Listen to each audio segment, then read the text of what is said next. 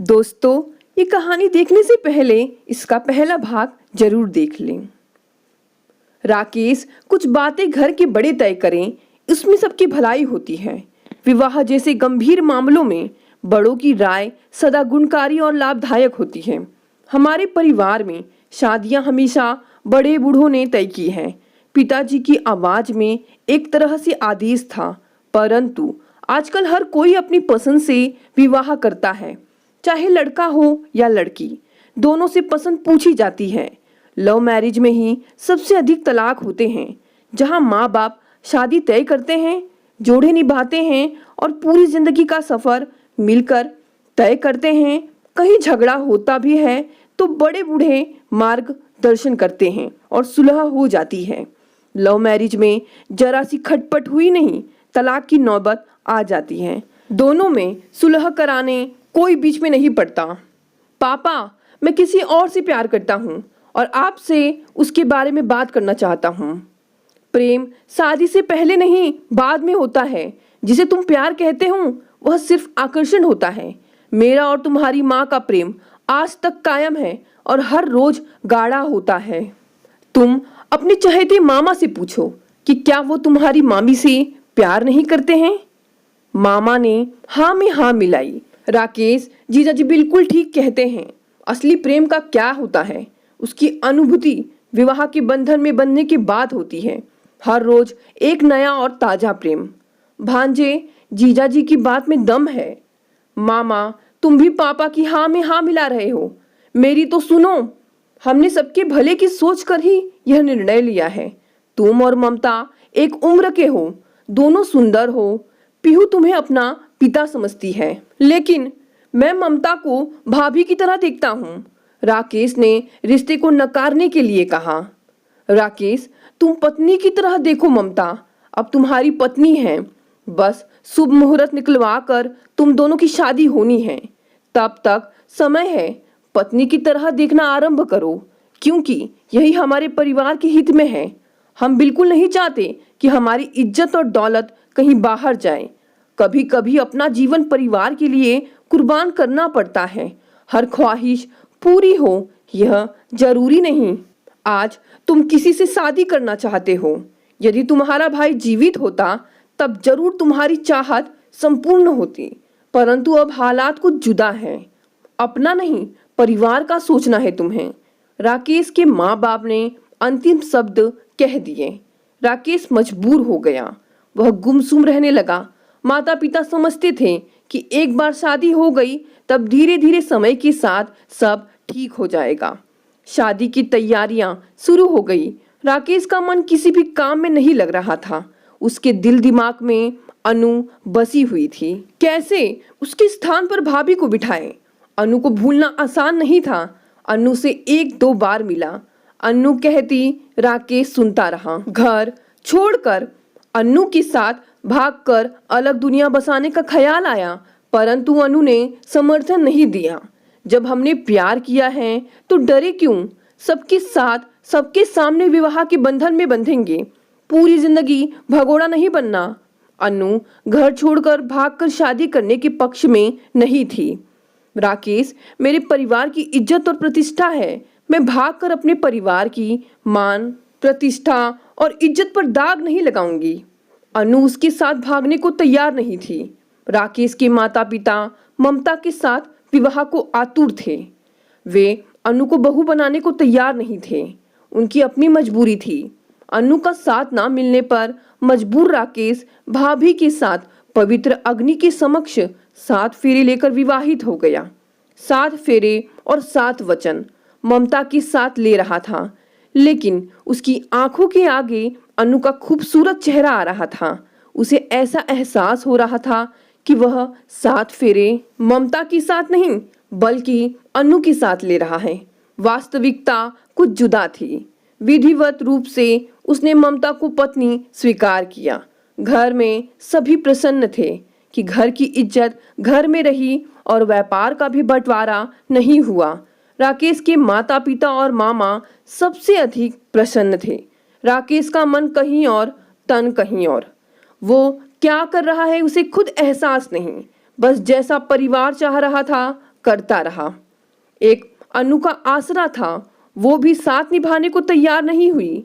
लेकिन मन मस्तिष्क से भूल जाना भी इतना आसान नहीं था, और जो जीवन संगनी बनी उसे दिल में बसाना आसान नहीं था। रात कमरे में राकेश पंखे को टकटकी लगाकर देख रहा था। करवट बदली और नींद में वह अनु बुदबुदा गया। एक पल को अनु शब्द सुनकर ममता का दिल सुन्न हो गया। उसका मन भी विचलित हो गया कि राकेश के मन में आज भी अनु बसी है। क्या उसकी शादी महज औपचारिकता है? मन में क्या है? क्या अनु के साथ मन का रिश्ता है? ममता ने समय के लिए यह सब छोड़ दिया। समय ही घाव देता है और मरहम भी वो ही लगाता है। शादी के 1 साल बाद विधवा हो गई और अब फिर सुहागन। समय की ताकत का उसे अंदाजा बखूबी इस छोटी उम्र में हो चुका था। उसने राकेश से कभी इस बात का जिक्र नहीं किया कि वो नींद में अनु बुदबुदाता है। वह समझ गई कि अनु अभी भी पति के दिल में है। 1 वर्ष बीत गया, अनु का भी विवाह हो गया। अब ममता ने एक बेटे को भी जन्म दे दिया। परिवार में खुशियां छा गई। माता पिता की खुशियां का कोई ठिकाना नहीं था। एक पौत्री और एक पौत्र के साथ परिवार संपूर्ण हो गया। उससे अधिक खुशी इस बात की थी कि राकेश ममता के करीब आ गया था। उसका ध्यान अपने से भी अधिक रखता था, हर छोटी बड़ी बात की फिक्र रखता। ममता भी आश्वस्त थी कि राकेश देर से सही मन से भी उसके समीप आ रहा है। बीतते समय के साथ राकेश का मन ममता में रम गया। तन के साथ मन भी जुड़ गए। ममता ने कभी पति से अनु का जिक्र नहीं किया। अपने सुखी जीवन और गृहस्थी में कोई विघ्न नहीं लानी चाहती थी। अब उसे अनु कहना भी छोड़ दिया था। विवाह के बाद विचलित मन के कारण राकेश ममता के साथ हनीमून नहीं गया। फिर अगले वर्ष पुत्र ईशान के जन्म के कारण वर्ष बीतते गए। इन 5 वर्षों में छोटे बच्चों के कारण कभी घूमने नहीं निकले। पहले राकेश की मनोदशा और फिर कभी छोटे बच्चों के कारण या फिर काम की व्यस्तता। आज 5 साल बाद राकेश ने ममता के साथ हिल स्टेशन घूमने का प्रोग्राम बनाया। ममता खुशी से झूम उठी कि उसकी तपस्या और मौन रहने का फल मिल रहा है।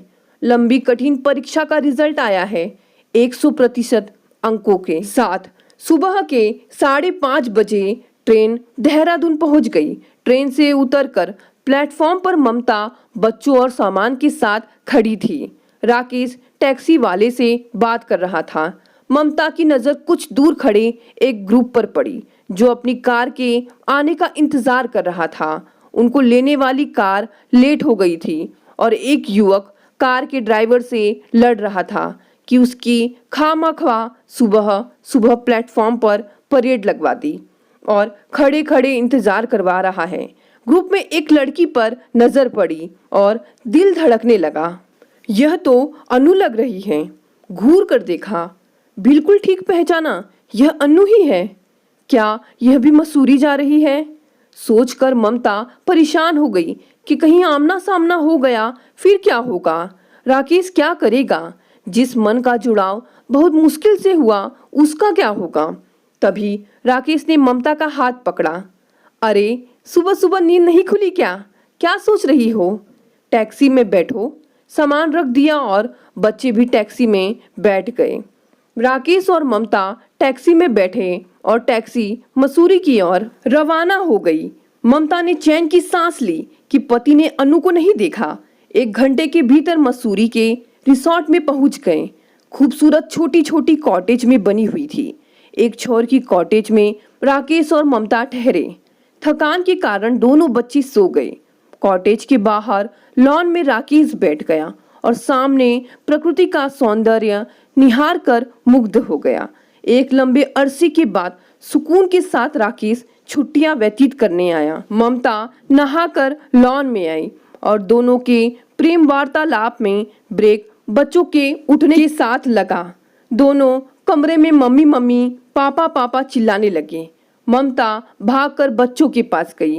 राकेश भी नहाने के लिए गुसलखाने चला गया। राकेश के बाद दोनों बच्चे पीहू और ईशान भी नहाकर तैयार हो गए।